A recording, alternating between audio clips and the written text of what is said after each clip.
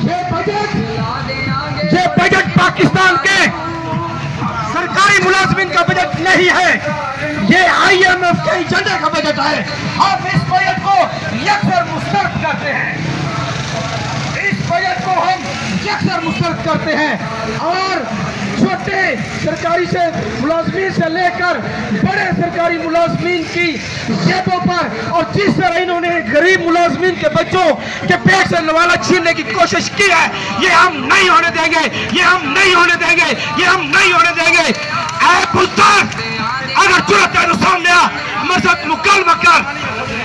आपने ही कहा था कि हम तब्दीली लेकर आएंगे, हम इंसाफ करेंगे। किधर है तुम्हारा इंसाफ? किधर है तुम्हारा इंसाफ? वो इंसाफ हमें नजर नहीं आ रहा। MPhil PhD लोग भी सड़कों पर रोल रहे हैं। एक सरकारी मुलाजिम, छोटे मुलाजिम से लेकर बड़े मुलाजिम तक, जिन्होंने इस पाकिस्तान को बनाने में बेशुमार कुर्बानियां दी, आज तुमने उनको सड़कों पर आने पर मजबूर कर दिया है। ऐसा ना हो कि खुदा की लाठी पे आवाज आए। खुदा की लाठी से बचो बुज़दार साहब, खुदा की लाठी से बचो।